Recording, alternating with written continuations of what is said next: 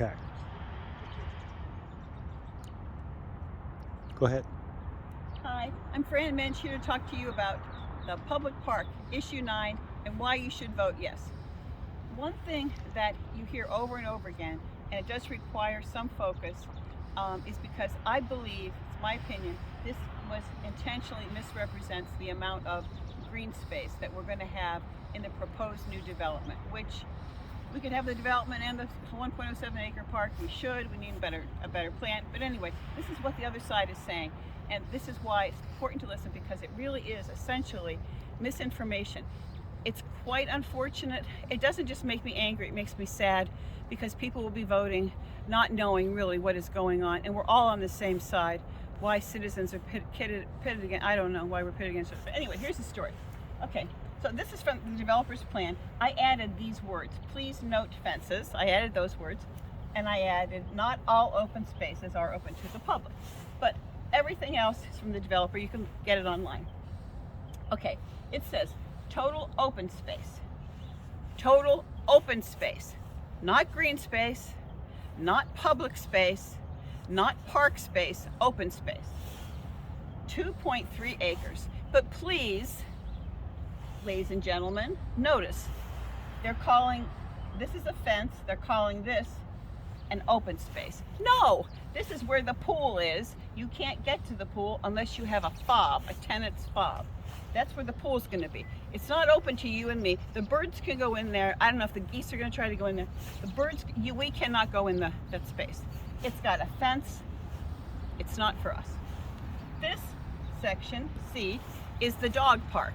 Again, that is not open space, or rather, that is not public space, that is not green space. That's for people who live in the apartment buildings and have a fob. They're permitted to take their dogs in there as an amenity.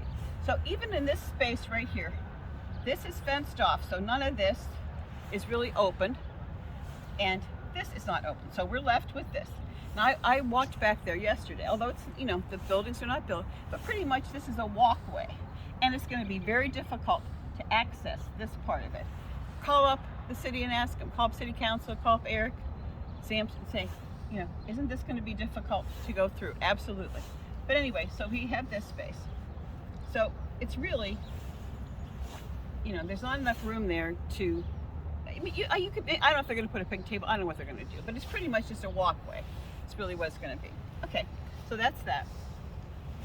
I probably should have oriented you to this map, because I should have told you at the beginning, this is Lee Road, and then this is, you can see the Cedar Brook. I hope you can see.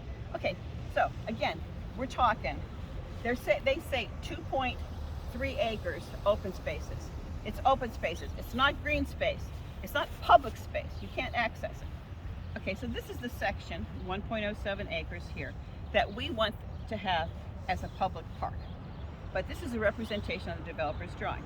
So this is Lee Road, this is Meadowbrook, obviously. This is the parking garage. This is the parking garage, so that's Shulman. Okay, this is going to be a building. Again, another fence. We have another fence to the courtyard. So this is not for the public to access. It's people who live in the apartment building. And this is the section that they are calling a park. This section, about, I don't even think it's 1/3 acre. I don't know, but let's call it 1/3 acre. It'd be nice. So that's what is going to have access.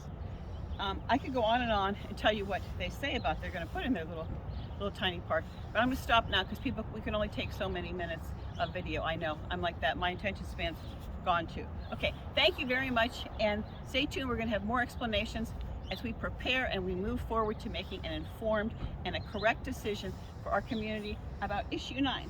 Vote yes on issue 9.